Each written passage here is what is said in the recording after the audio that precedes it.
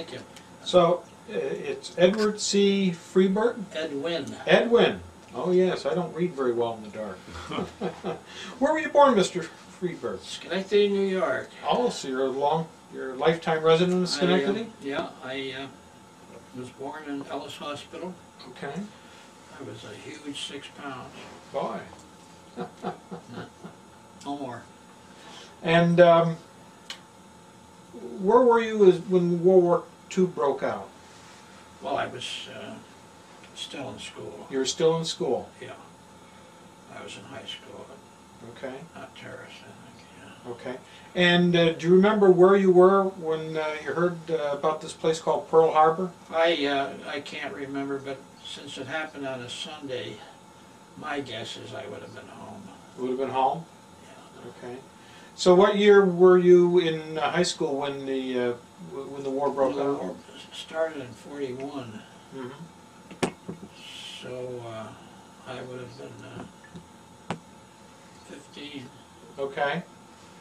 So it's probably a sophomore maybe. Okay. Did as the war started, did it have much impact on your life in Schenectady? Oh, no. Well, I say it had some impact. We had all kinds of clubs at high school. Oh, really? To send stuff to the veterans or Mm-hmm. the people that were in the service. Were you a member of any of the clubs? Not that I recall. Okay. No. Okay. Did the rationing affect you at all at home? Yes, I can remember going to the meat market down State Street there in Schenectady with my mother, and they rationed the meat, the butter. Mm-hmm. Right. You had to have tickets or coupons to buy anything? Oh yeah. Yeah, and the coupons.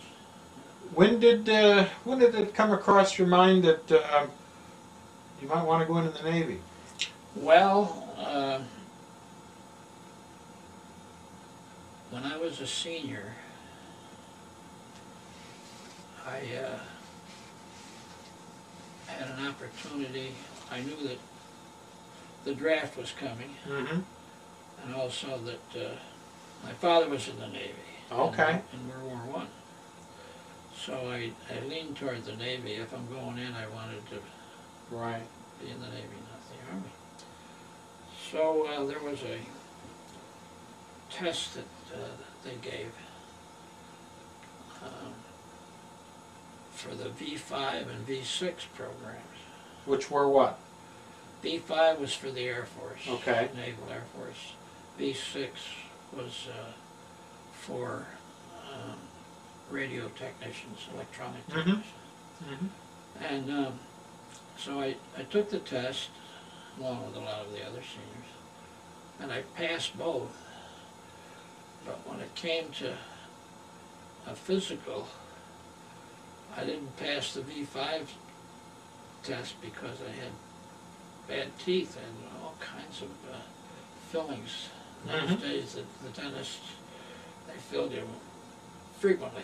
You know. Yes. But anyway, I had soft teeth, so I was not eligible for the Navy Air Force, but I was eligible for the V6 program.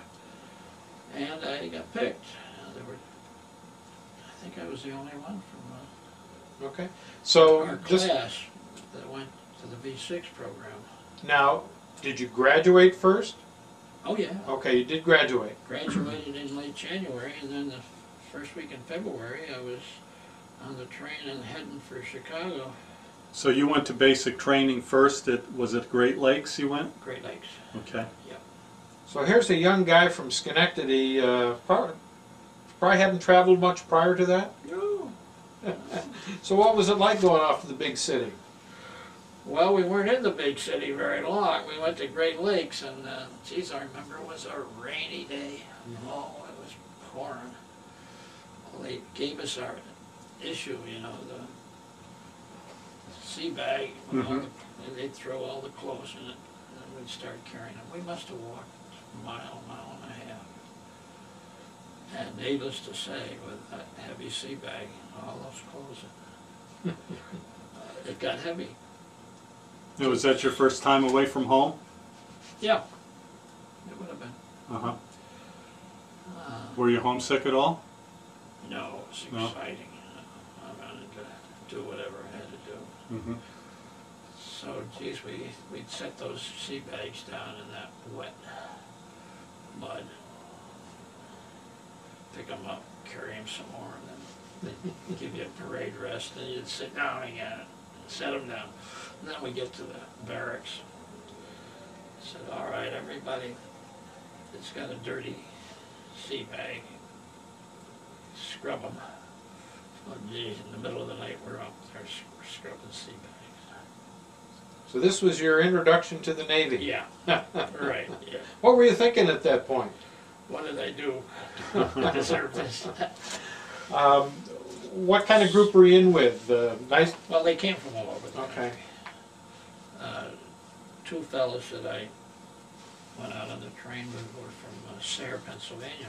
Oh. Say my Harry, Sayre, Pennsylvania. Harry Branning and Evan Mance. And we were good friends while we were in the service. But then, after you go through, we only had like, geez, seems like a month at Great Lakes. Mm-hmm. And then they sent us on for pre-radio. I went to Wright Junior College in Chicago for pre-radio. Okay. And as a matter of fact, I didn't even get all my shots when I was in Great Lakes. A couple of them I had to get when I was in. They moved us through fast. Uh-huh. And then after a month of pre-radio, I wound up at primary school in Gulfport, Mississippi. From Chicago to Gulfport. So what was that school like? Which school? Pre-radio was very nice. It was Uh-huh. Wright Junior College in North Chicago. So you lived fairly well and you lived on campus? What do you call a campus? It was one big building, that's all. Okay. In those days they didn't have campuses. Okay. So this is 1944? Yeah. Okay. Spring of 44. Okay. So February to March. you're off next to the south. No, to the south, to Gulfport. They put us in Quonset huts. And again the rain hits. Oh my God, we were floating in rain. You couldn't even walk out of your Quonset hut without 6 inches of rain in Mississippi. So what did you think of Mississippi coming from upstate New York? No, it was different. It was hot and wet. But it wasn't too bad. We had school, primary school was 3 months. I flunked 1 month of it for some reason, I don't know. So I had to spend 4 months down there instead of 3. Was it good training? Oh yeah, sure. I remember friends of mine from high school were in the Air Force.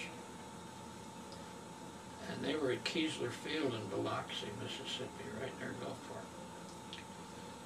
And when I got a little liberty, I went over, of course, in the south to where you're white, so I'm all neat, shiny in my white outfit, and I go to visit the guys at Keesler Field, the Air Force Base, and they had just come in from bivouac. Oh my God, they were a sorry bunch of guys, you know. And I was kidding them. I said, "Gee, I'm glad I'm in the Navy. You get the hell out of here." They were in their tent, you know, "Get the hell out of here. We don't want to look at you." So anyway, after that primary, then I was sent back to Navy Pier in Chicago for secondary school. Okay. And that was 8 months. Now, what did you learn in secondary school? Radar. Had to break down a radio, Mm-hmm. build a radio, sonar, IFF, whatever electronic gear. Now, you must have to have some sort of security clearance being involved with radar and sonar, right? Well, you were in the Navy, I guess that's clearance enough. Mm-hmm. So what did your dad think about you being in the Navy? Oh, he's very happy about Okay. it, very proud of it. Good. And he did very well. He was, he only had an 8th grade education, but he wound up working at GE for a year or two, and as a result, when World War I came, and he went in the Navy, he wound up chief petty officer Very good. which was, you know, pretty damn good for a guy with only 8th grade. Absolutely. school. Absolutely. So after your the secondary radio school, where to next? I was assigned to Camp Shoemaker in California. Boy, you're getting all over the place. Oh yeah. So what was California like? California was nice. I remember sitting in the barber chair when the announcement came in that Franklin Roosevelt had died. Oh, That's one place I remember. really? What'd you think at that point? I don't know. Felt bad that he had passed away. Mm-hmm. Although my father was a rock-ribbed Republican, mother was a Democrat, and at my stage in life I don't care less Right. who was who. Right. How long were you at that posting? Oh, maybe 3 weeks Okay. until they assigned me to a ship. Okay. I was assigned to the USS Latimer, Okay. And the which would be APA 152. APA 152. And an APA is a... Attack transport. We carried about 1,500 troops for invasions. Now, how did an attack transport differ from an ordinary transport? The bigger transports would carry several thousand.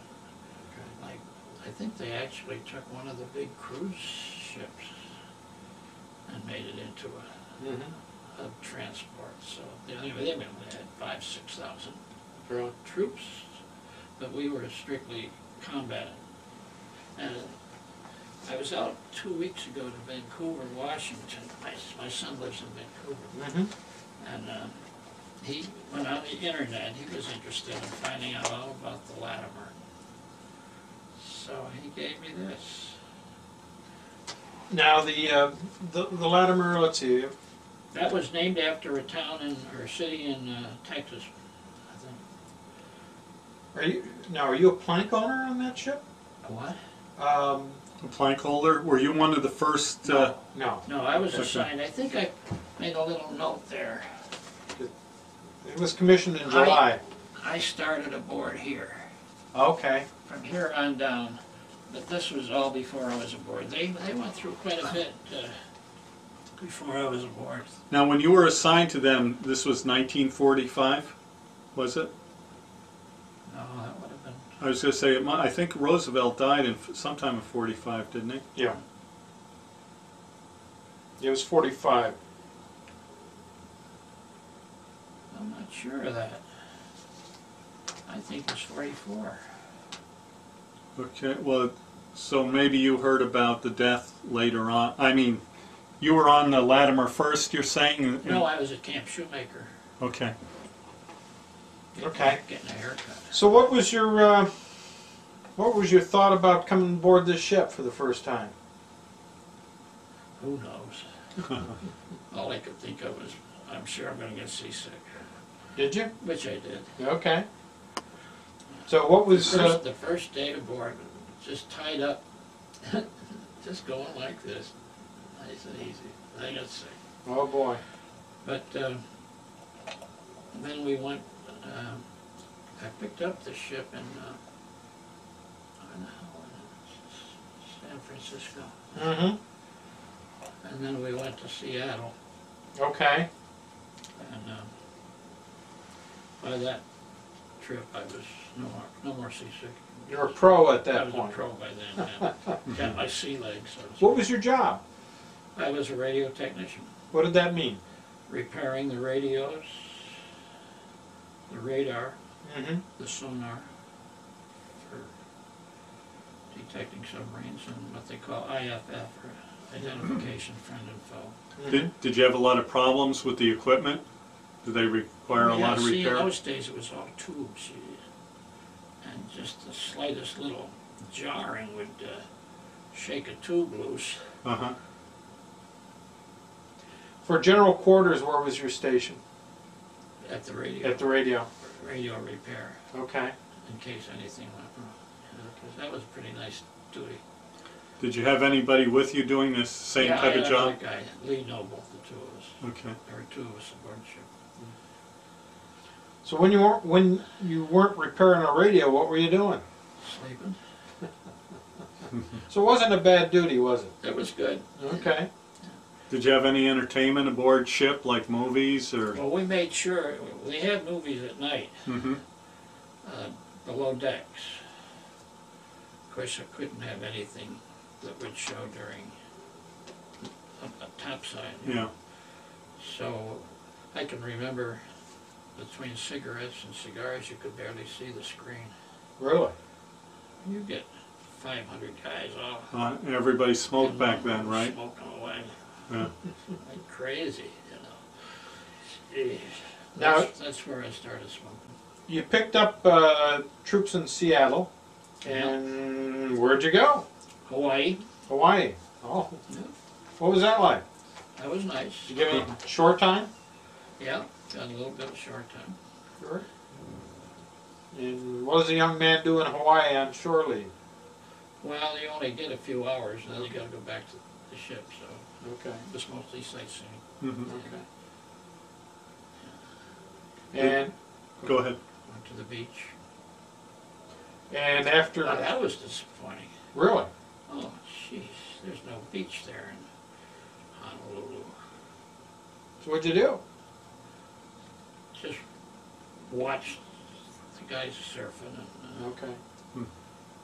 but you know, after having come back and seeing the, like Jones Beach State Park and Mhm. what we've got over here compared to the so-called beach in Hawaii, there was nothing there. It was probably 30, 40 feet of beach and then the ocean. Really?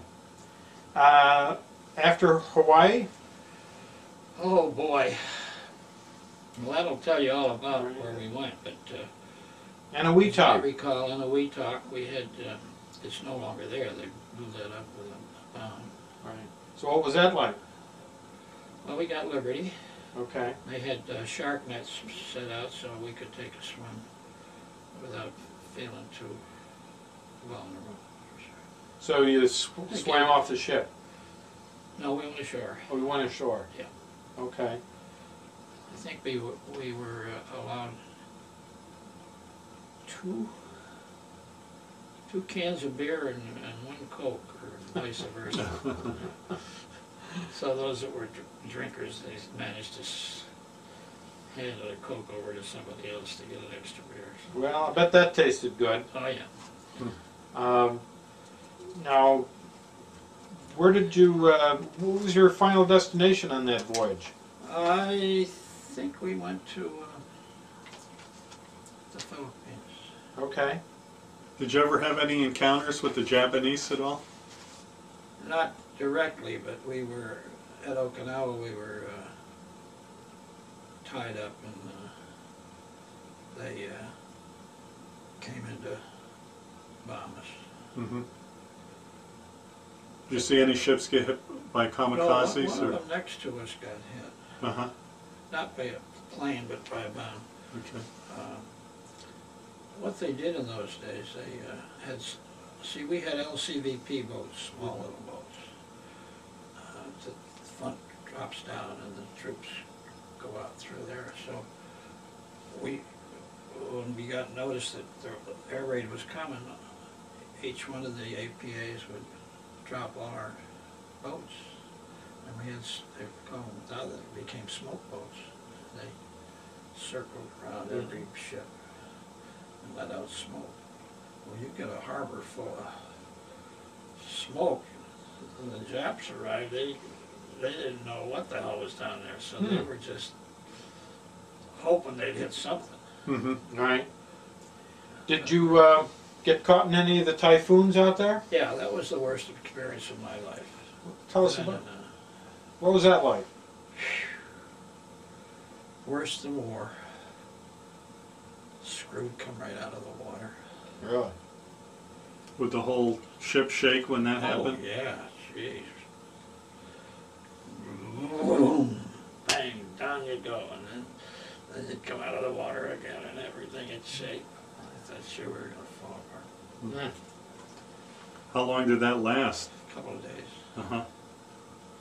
Were you- Everybody sick? Like a lifetime. Were you sick? Oh no, geez, you can't get sick. Uh-huh. God. too wild. You're just fighting to stand up. Who's your captain? Do you remember? Well, there were two of them. One of them was John P. Dix, and he was a bastard. Really?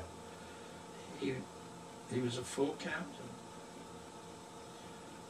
which is something for our ship. Normally you might get a commander. Right.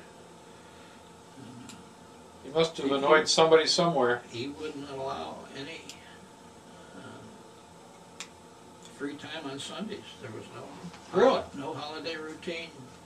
Those poor bastards were seamen. They were out there with the hammer banging the rust off the ship. Mm. We had a chaplain, a Baptist chaplain, Mm-hmm. but he was a kind of a weak. He didn't Right. stand up for the rights of the men at all. How long did you have this captain? Oh boy, too long.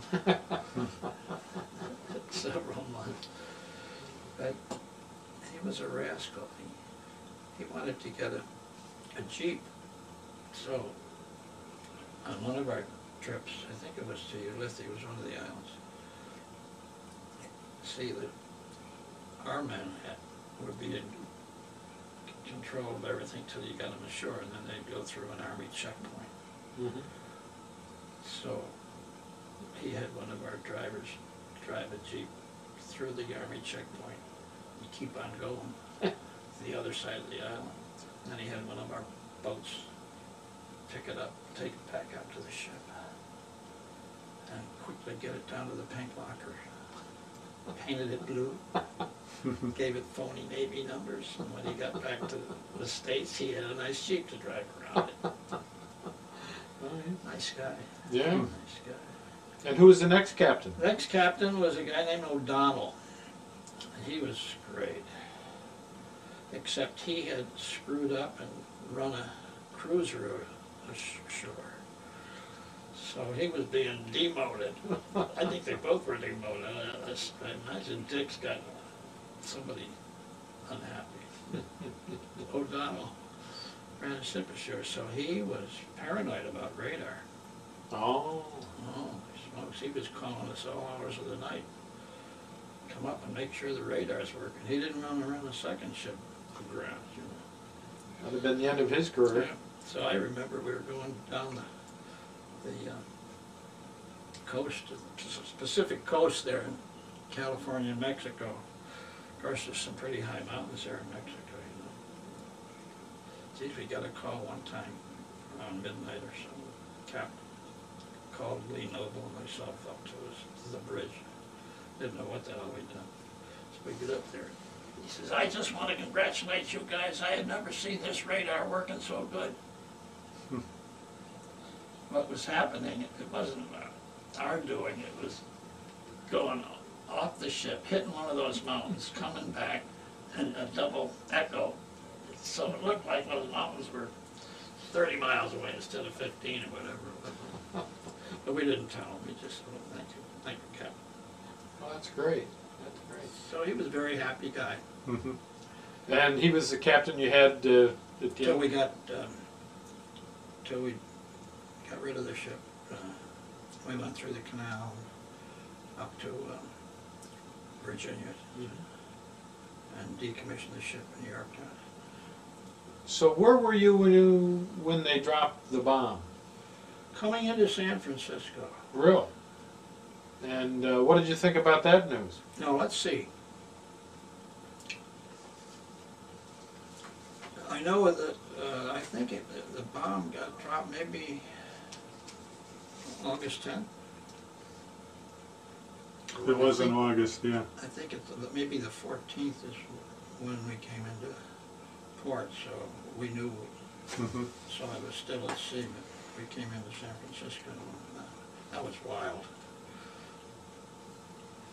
Everybody knew the war was over, so there must have been a lot of Celebrating. celebration. Geez, one of our guys, they broke a window in a liquor store and they had a picture of him in Life magazine handing out bottles of One of your guys? Yeah, a guy named Stone. So what'd you do at San Francisco? Just had a good Just time? got drunk. Just got wild. And when you heard the bomb had been dropped, any thoughts about, because it was ended up a controversial. No, at that time we were just happy the war was over. All anybody could think about right then was, thank God it's over. Yeah. There So- wasn't any. You Of course, you know, all those guys that had been through the war in Europe were going to be pulverized when we tried to invade Japan. right. So the war is over officially, and the Latimer is off to Virginia. That's where we decommissioned it. Okay. That night, I think. When I got discharged, we took a bus up from there to Long Island, to Lido Beach. And that was the discharge center. What was your involvement in decommissioning the ship? Or was Well, we just had to make sure that all of our electronic gear was covered with like plastic and protected against the elements, you know. Gun tubs had to be all covered. Mm-hmm. So an interesting experience. Yeah. And so I was offered a nice job, as most all the radio technicians were, by the Philco and RCA, to stay when I left the Navy to join them. And they had a lot of work to be done overseas and repairing electronic equipment. and you chose not to? Boy, it was tempting. You know, I went from like $93 a month to $5,000 a year. Big difference. So at that point, let's see, you're about, So now I'm at about 20, 21. okay. And, So where did, so I talked to my dad, and he says, don't do it. They wanted me to go to Saudi Arabia. One of those, either Philco or RCA. They don't do it, get your education. Get out of the service and get your education. So I listened to him. I did. I came home. Thought I'd go to college. That was an experience, trying to get into a college at that time. Mm-hmm. yeah, so on the GI Bill? Yep. So where did you go? Well, fortunately, we had a neighbor 2 doors from us there in Schenectady, and he was on the faculty at a new school called Siena. Siena College. So I tried to get into Lafayette. I tried to get to Stanford, because I had been to Stanford out there in California. Kept getting no out-of-state personnel accepted, because everybody was trying to get into college. So mother happened to be talking to him one day, and he said, maybe I can get him into this college over in blah, blah, blah. So I did. I wound up at Siena, but it wasn't my choice. I never heard of the school. Mm-hmm. So you got your degree at Siena? Yeah. And what did you decide to do? Well, I majored in business administration, but as I was getting ready to graduate, I took a course and I scored very high in stuff like for the FBI. I scored low in sales, because I didn't want anything to do with being a salesman. No. So what did you end up doing? Being a salesman. Being a salesman. So much for tests. Yeah. Who did you work for? Well, I went to work for a little company called Eastern Chemicals in Rensselaer. And they then were acquired several years later by Ashland Chemical. Mm-hmm. I went from being a salesman to being district manager at Ashland, and retired from there. Very good. Did they eventually become General Aniline or GAF? No, Or? GAF was there in General Handling, but no. Okay. We were a distributor. Okay. We didn't produce. We sold a lot to GAF Mm-hmm. and to Sterling Drug and Northrop Labs. But, see, we were an offshoot of Hercules. Papermaker Chemical Division of Hercules was, they had acquired this company called Empire Size and Chemical back in the early 1900s. And they manufactured rosin for the paper industry. So it was Hercules, their managers, who eventually became my bosses, had a chance to buy the location from Hercules because the government got after Hercules for distributing other producers' chemicals, like Allied and Dow. And the antitrust division of the government said you can't do that. So Hercules had to get out of the distributing business, so they gave each manager a chance to buy the locations. They had one in Portland, Oregon, Milwaukee, Atlanta. So what was your overall view of your military experience? It was well worth it. I learned a lot. Learned a lot about people from other parts of the country. Do you think you would have gone on to college hadn't it not been for the GI Bill? Probably would have, because I think Dad had a pretty decent job with GE. But I don't know where I would have gone. And as a result of going to Siena, I met my wife there, and you know, all our kids did. So I probably would have met somebody in California or Mississippi or somewhere else, you know. Very good. Well, so that's it. Well, thank you very much. Very nice job. Appreciate it. Oh, you're certainly welcome.